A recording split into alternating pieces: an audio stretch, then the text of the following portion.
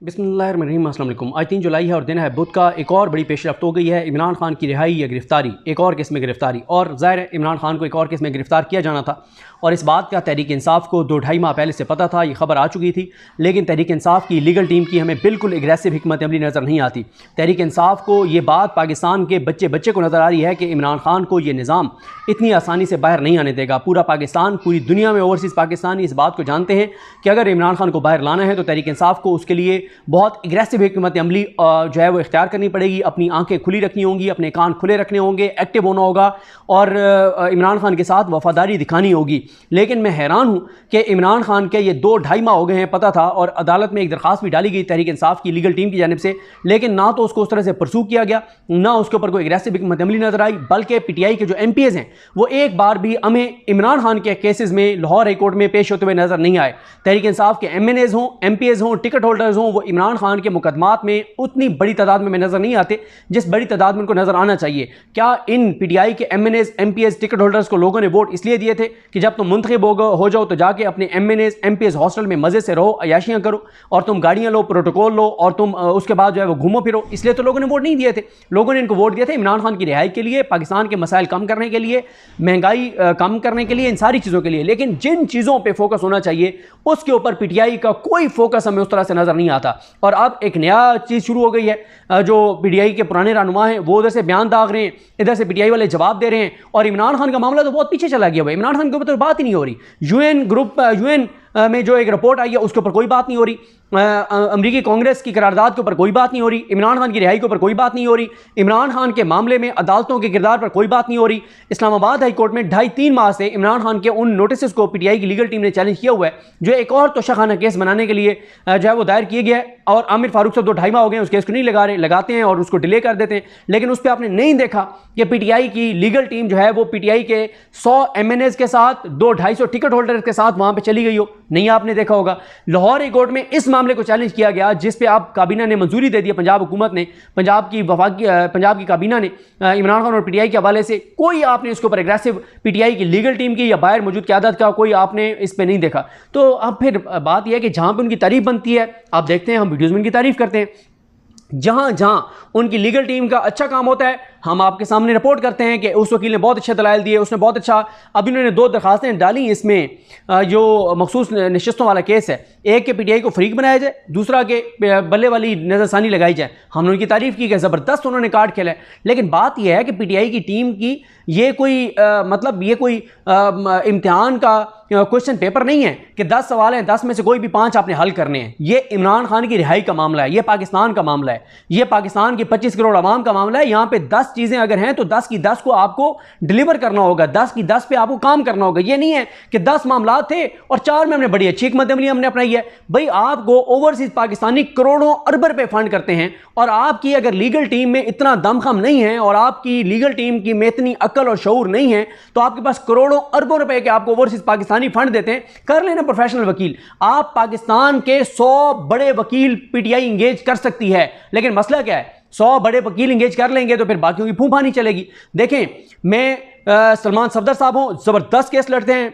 सलमान खान राजा साहब हो, शानदार केस लड़ते हैं, क्या मतलब मजा आता है वो जब जिस केस में वो दलाइल दे रहे होते हैं। और मैं आपको बताऊं, बहुत सारे केसेस में जो पीटीआई की हिकमत अमली जो उनको लाइन दी वो सलमान खान राजा साहब ने दी। वो जबरदस्त वकील हैं, सलमान सफदर साहब प्रोफेशनली वो जबरदस्त केस लड़ते हैं। और बहुत से अच्छा यंग में वकला की उनकी बात नहीं कर रहा, उनके जो यंग वकला है, ज़ाहिर है इंतजार हुसैन पंजोता है, नईम हैदर पंजोता है, खालिद यूसुफ चौधरी, यंग, ये अपने तौर पे बेचारे लगे रहते हैं। ILF वाले हैं जो उनके सरदार मसरूफ हैं, उनके साथ वो आयशा साहब हैं, वो सारे वो सब के सब लगे रहते हैं, मतलब सब नजर आते हैं। लेकिन मसला ये है कि ये जो चीज़ें मैं आपको कह रहा हूँ, अब मैं आपको बताऊँ, अच्छा नियाजुल्लाह नियाज़ी साहब भी अपनी उसके मुताबिक चीज़ें करते हैं, जहाँ पेश होते हैं वो बात करते हैं।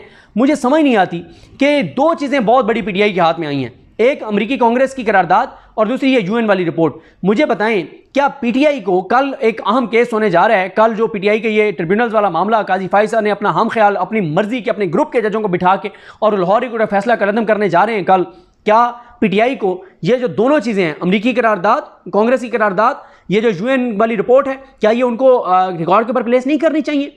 क्या इनको ये दोनों चीज़ें जो हैं वो 13 रुकनी फुल कोर्ट के सामने नहीं प्रोड्यूस करनी चाहिए? काजी साहब उड़ा देंगे, मुस्तरद कर देंगे, नहीं रिकॉर्ड पे लाने देंगे, लेकिन एफर्ट तो करें। उसका फ़ायदा ये होगा कि दरखास्त देंगे, शायद 2-4 जजेस कहें कि हाँ इनकी दरखास्त एक्सेप्ट करें, इसको रिकॉर्ड पे ले आएँ, बाकी कहेंगे नहीं लाएं, तो क्या होगा? जो 2-3 कहेंगे कि इसको रिकॉर्ड पे ले आएं, वो कम से कम अपने ऑर्डर में तो उसको हिस्सा बना देंगे ना, अपने इजाफी नोट में तो हिस्सा बना देंगे कि पीटीआई ने ये चीज़ें हमारे सामने रखी हैं। कल जो काजी फैसल साहब ने 5 रुकनी बेंच बनाया अपने हम ख्याल जजेस का, अपने ग्रुप के जजों का, जो वो लाहौर कोर्ट में फैसला उड़ाने जा रहे हैं, जैसे शाहिद करीम का ट्रिब्यूनल्स वाला, जो पूरे पाकिस्तान को नजर आ रहा है, अभी तक पीटीआई ने जो है वो उसके ऊपर फुल कोर्ट की दरखास्त नहीं डाली। भैया आप देना दरखास्त, आप कहेंगे फुल कोर्ट सुने, आप करें काजी फैसल पे एतराज़। अभी भी आपको मतलब को नजर आ रहा है कि काजी फैसल इंसाफ करेंगे? ना इन्होंने काजी फैसल पे एतराज़ किया है, ना इन्होंने फुल कोर्ट की दरखास्त डाली है, ना इन्होंने यूएन वाली जो रिपोर्ट है वो रिकॉर्ड पे सुप्रीम कोर्ट में लाने के लिए दरखास्त दी है, ना इन्होंने अमरीकी कांग्रेस वाली रिपोर्ट रिकॉर्ड पे लाने के लिए कोई दरखास्त दी है। भाई कई चीज़ें ऐसी होती हैं वो शायद लीगली आपका पॉइंट ऑफ व्यू हो कि यार ये लीगली नहीं बनता, लेकिन यहाँ पे लीगली चीज़ें थोड़ी हो रही हैं, या आइन और कानून के मुताबिक चीज़ें थोड़ी हो रही हैं। यहाँ पे तो आपने जोर लगाना है, इमरान खान को बाहर लाना है, तो फिर आपको ये अंदरूनी लड़ाइयाँ ख़त्म करनी होंगी। अब मुझे बताएं कि दोनों कसूरवार हैं, जो पीटीआई के जो साबिक रहनुमा हैं वो भी जिम्मेदार हैं, मौजूदा भी, दोनों बराबर के जिम्मेदार हैं, दोनों कसर नहीं छोड़ रहे कि वो उधर से बयान दागे, ये इधर से जवाब दें, और मीडिया 70% टाइम जो है वो इनकी अंदरूनी लड़ाइयों को दे रहा है। और ना बजट पे बात हो रही है, ना महंगाई पे बात हो रही है, ना बिजली के बिलों पे बात हो रही है, ना आवाम की ख्वारी की बात हो रही है, ना तबाही की बात हो रही है, ना तनख्वाहदार तबके की बात हो रही है, किसी चीज़ पर बात नहीं हो रही। और इमरान खान के ऊपर तो कोई बात भी नहीं हो रही, इमरान खान वाला मामला तो बहुत पीछे चला गया हुआ है। तो ये इनको क्या चाहिए? आप एक टॉक शो में जाते हैं, टॉक शो में आपसे कहते हैं जी आपकी अंदरूनी लड़ाइयाँ, आप कहें अंदरूनी छोड़ें यार अंदरूनी लड़ाइयों को, क्या मुल्क में हमारे अंदरूनी लड़ाइयों की वजह से मुल्क आज हशर हो गया? आप बात करें ना, ये जो बिजली के बिल आए, ये मैं 100 बिल लेके आया हूँ, ये आपकी टेबल पे पड़े, आप इस पर क्यों नहीं बात करते? ये नए टैक्स लग रहे हैं, आप इस पर क्यों नहीं बात करते? दूध के ऊपर, बच्चों के दूध के ऊपर टैक्स लगे, आप इसके ऊपर क्यों नहीं बात करते? मैं हैरान हूं कि पीटीआई वाले इतनी नॉन सेंस हरकतें कर रहे हैं, इतनी नॉन सीरियस हरकतें कर रहे हैं कि इनको एहसास और इदराक ही नहीं है कि इस निज़ाम को इमरान खान घुटनों पर ले आया है, आखिरी बार आपने करना है, और आप अंदरूनी लड़ाइयों में और इन चीज़ों में आपने मीडिया को मौका दे दिया कि 70% मीडिया कवरेज जो है इसके ऊपर, और हुकूमत जो है वो तो खुश है। और अब आप देखें कि जो इमरान खान पे नए केस की मंजूरी दी गई है, मैं आपको बताता हूं कि ये केस क्या है और किस तरह से है और कितना भोंडा और बोगस और घटिया केस है इस पे। और फिर अगर हाई कोर्ट में मामला टेकअप नहीं हो रहा, आप 184(3) डाल दें सुप्रीम कोर्ट में, होगा क्या? मुस्तरद हो जाएगी ना 184(3), नीचे तो केस के ऊपर कोई असर नहीं पड़ेगा, लेकिन नीचे दबाव तो बढ़ जाएगा हाई कोर्ट के ऊपर कि मामला सुप्रीम कोर्ट भी पहुंच गया है, और काजी फाइज इस पे दबाव बढ़ जाएगा कि 184(3) में मेरे पास मामला आ गया। और हो सकता है कि मंसूर अली शाह साहब और मुनीब अख्तर साहब दोनों एक पेज पर आ जाएं और कहें कि ये बिल्कुल 184(3) का केस बनता है, आप लेके जाएं हर मामला सुप्रीम कोर्ट में, मतलब आप अदालतों में हर मामला लेके जाएं। इन्होंने अभी तक पीटीआई की लीगल टीम ने जो यहाँ पे इन्होंने नैब के जो नए नोटिस हैं जिसमें इमरान खान की गिरफ्तारी डाली जानी है, ना उनके ऊपर कोई कुछ कर रहे हैं इस्लामाबाद कोर्ट में, ना लाहौर कोर्ट में इनकी एग्रेसिव हिकमत अमली है कि वहाँ पे ये कोई अर्ली हियरिंग की दरखास्तें डालें, वहाँ पे 100-150 जो इनके MPs हैं, MNAs हैं, 200-100 MNAs 100 MPs उनको लेके जाएं, 500-600 इनके टिकट होल्डर्स हैं उनको इकट्ठा करें। जब तक एग्रेसिव हिकमत अमली पीटीआई नहीं अपनाएगी, इमरान खान 2 साल भी बाहर नहीं आएगा। इमरान खान अब ये अभी 8 जुलाई को फैसला आने है इद्दत वाला, अगर उसमें इमरान खान को कन्विक्ट भी कर देते हैं, क्या मतलब कन्विक्शन बरकरार भी रखते हैं कि जज कुदरतुल्लाह का फैसला ठीक था, तो फिर भी वो 1 महीने के अंदर अंदर वहाँ से इमरान खान की सज़ा मुअत्तल हो जाएगी इस्लामाबाद कोर्ट से, उसके बाद तो उनको अंदर नहीं रखा जा सकेगा। लेकिन अगर इमरान खान अगले 1 हफ्ते में बरी हो जाते हैं इसमें से इद्दत केस में, उसके बाद तो इमरान खान के ऊपर कोई केस नहीं है, तो जो नए केसेस बनेंगे उसकी 100% जिम्मेदार पीटीआई की लीगल टीम है, पीटीआई की बाहर क़यादत है, और वो आपसी लड़ाइयों में लगे हुए, उनको खौफ है फलाना लीडर वापस ना आ जाए, फलाना रहनुमा वापस ना आ जाए, हमारी तो जो है वो फूफा खत्म हो जाएगी। ये इस वक्त इनके मसाइल हैं। अब आए ज़रा जो इमरान खान पर जो नया केस है, इसमें पंजाब की काबीना ने मंजूरी दी है और एजेंडा नंबर ये 11 था, और इसमें लिखा गया है कि काबीना की तरफ से दी गई मंजूरी में जो दी है उसमें किस चीज़ पे दी है। वो कहते हैं कि सेक्रेटरी दाखिला पंजाब ने काबीना को ब्रीफिंग दी कि कमिश्नर रावलपिंडी डिवीजन ने GTV के रिपोर्टर रईस अहमद खान, वालिद अब्दुर्रहमान खान, अच्छा मैं इनको बड़ा इनका एहतराम का तल्लुक़ था इनके साथ, रईस के साथ, मतलब हम तो हमेशा हर रिपोर्टर को जो है वो सपोर्ट करते हैं कि ये मेहनत कर रहा है फील्ड में। मैं आपको पता है हमेशा रिपोर्टर की जंग लड़ता हूँ, रिपोर्टर की बात, मैं खुद एक रिपोर्टर हूँ, मुझे पता है कि शदीद गर्मी में रिपोर्टर्स काम कर रहे होते हैं, बड़ी कम तनख्वाहों पर काम कर रहे होते हैं, सारों के हमारी तरह के यूट्यूब चैनल नहीं है, बड़ी मेहनत कर रहे होते हैं, बड़ी ख्वारी काट रहे होते हैं, थोड़ी थोड़ी तनख्वाहें होती हैं। हमेशा हमने रिपोर्टरों को सपोर्ट किया और इस रईस को भी सपोर्ट किया। अंदाज़ा नहीं था कि ये इतना घटिया, नीच, गलीज और खबीस निकलेगा ये रईस रिपोर्टर जो है, और इस हद तक इस निज़ाम के हाथों इस्तेमाल हो जाएगा। इस निज़ाम को तो चाहिए होते हैं जिनको ये हड्डी डालें और उनको इस्तेमाल करें। अंदाज़ा नहीं था कि ये इतना घटिया और नीच इंसान निकलेगा ये रईस। अच्छा, इसके बारे में बताया गया है कि कमिश्नर रावलपिंडी डिवीजन ने जीटीवी के रिपोर्टर रईस अहमद खान व अब्दुर्रहमान खान की दरखास्त फॉरवर्ड की है। दरखास्त में मौक़िफ़ अपनाया गया है कि रईस अहमद खान 6 अप्रैल 2024 को अपने दीगर सहाफ़ी साथियों के साथ नैब रेफरेंस की समाअत के लिए अडयाला जेल रावलपिंडी में मौजूद थे कि इमरान अहमद खान न्याजी ने मीडिया से गुफ्तगू करते हुए आर्मी और अदलिया समेत रियासत के दीगर इदारों के सीनियर अफसरान के खिलाफ झूठे और इश्तियाल अंगेज़ इल्ज़ामात आयद किए। इमरान खान की गुफ्तगू और इल्ज़ामात में पाकिस्तानी इज़्ज़त और वक़ार को नुकसान पहुँचाने का बयानिया बनाने और अवाम को उकसाने के लिए मशरक़ी पाकिस्तान में 1970-71 में होने वाले वाक़यात को मुल्क की मौजूदा सूरत-ए-हाल से मुशाबिहत दी। इमरान खान के बयानात और मीडिया टाक का मकसद सियासी मकासद के लिए पार्टी के वर्करों को रियासी इदारों के खिलाफ उकसाना था। मजीद ये कि बैरिस्टर गौहर अली खान ने इमरान खान से मुलाकात के बाद अडयाला जेल के बाहर मीडिया टॉक में इमरान खान के इसी एजेंडे को दोहराया और इमरान खान न्याजी का जेल में सहाफ़ियों के सामने अपनाया गया मौका भी दोहराया।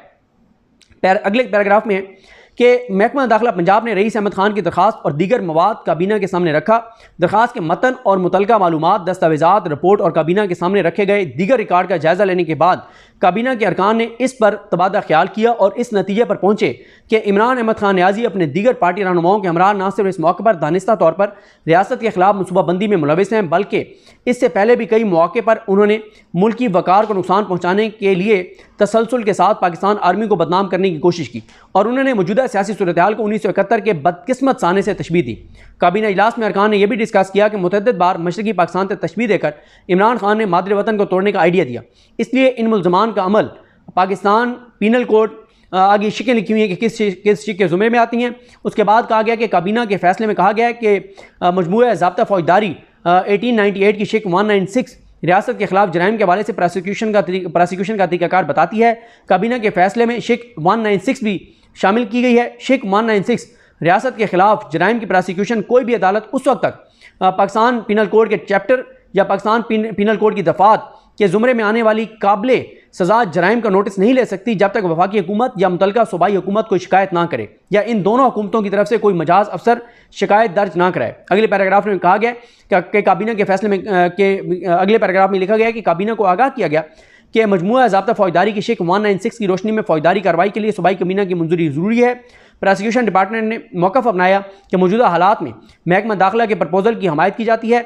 यह भी बताया गया कि दरख्वास्त या शिकायत के मतन के मुताबिक पीटीआई की पॉलिसी वाज़ेह है। PTI criminal law amendment act 1908 की शिक 16 के तहत एक गैर कानूनी तंजीम करार दिए जाने के काबिल है। काबीना ने कहा है कि शिकायत में क्रिमिनल लॉ अमेंडमेंट एक्ट की शिक 17 को भी शामिल किया जाना चाहिए। आखिरी पैराग्राफ में कहा गया कि लॉ डिपार्टमेंट ने यह मौक़िफ़ भी अपनाया कि मजमूआ ज़ाब्ता फ़ौजदारी की शिक वाज़ेह करती है कि रियासत के खिलाफ होने वाले जराइम पर कोई अदालत उस वक्त तक नोटिस नहीं ले सकती जब तक वफाकी या सूबाई हुकूमत या इन दोनों हुकूमतों की तरफ से मजाज अफसर शिकायत दर्ज ना करवाए। तो ये जनाब अब है मामला। इमरान खान साहब पर ये एक और मुकदमा जो है वो दर्ज करने की मंजूरी सूबाई काबीना ने दी है और पीटीआई वाले हाथ पे हाथ रख के बैठे हुए हैं। उनको ये टेंशन है फ़लाना वापस ना आ जाए, फ़लाना वापस ना आ जाए।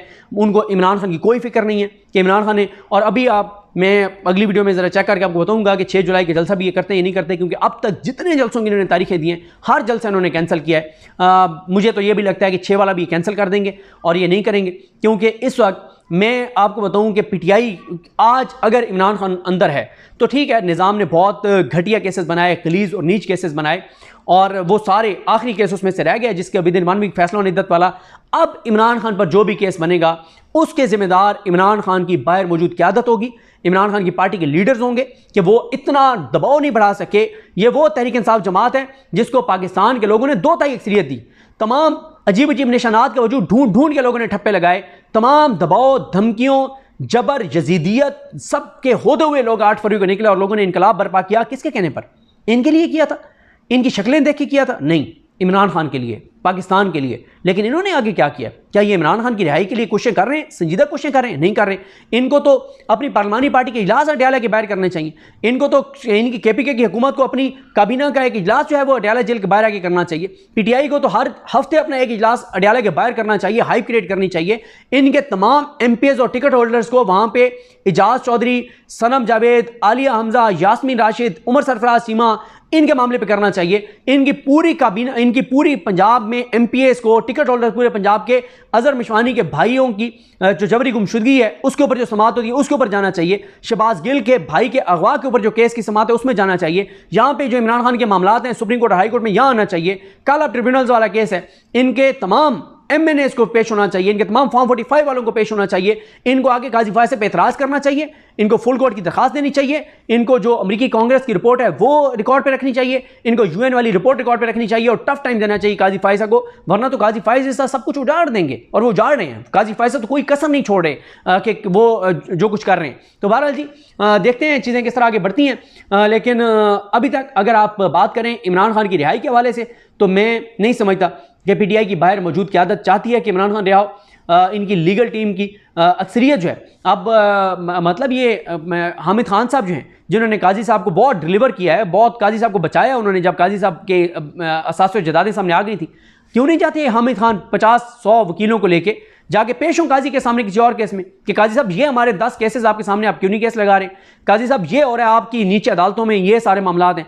इनके 100 इनके वकील इकट्ठे होके, आप नई जो चीफ जस्टिस बनी है जब वो चार्ज ले लेती हैं आलिया नीलम साहबा, 100 वकील क्यों नहीं जाकर उनकी अदालत में पेश होते कि जनाब ये केसेस हमारे हाई कोर्ट में पेंडिंग और फैसला नहीं हो रहे, आप अब आ गई, आप ये सारा कुछ करें।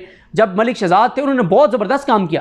क्या एक दिन भी आपने देखा कि PTI के कोई 100-150 वकील इकट्ठे होकर चले गए उनकी अदालत में कि सर हम दरखास्त करने आए हैं, कोई धमकी देने नहीं आए, हमला करने नहीं आए, हम नून लीग वाले नहीं हैं, हम तो साइल हैं, दरखास्त कर रहे हैं कि सर ये मामला पेंडिंग है, ये कर दें। इनको नहीं चाहिए था कि अगर हाई कोर्ट वो मामला दबा के बैठी थी जो इमरान खान का काबीना वाला मामला था तो उसको सुप्रीम कोर्ट में लेके आते। तो बड़ी एक अजीब सी सूरत हाल है। बहरहाल जी देखते हैं, इमरान खान उस वक्त तक अंदर रहेगा जब तक PTI की बाहर क़यादत जो है वो सिंसेरिटी के साथ इमरान खान की रिहाई की कोशिश नहीं करेगी, और जो अभी तक नहीं लगता कि ये सिंसेरिटी के साथ ये कोशिश कर रहे हैं। मुझे अपनी दुआ में याद रखें। अलग नहीं, हम सबके हामी नासरो। अल्लाह हाफ़िज़।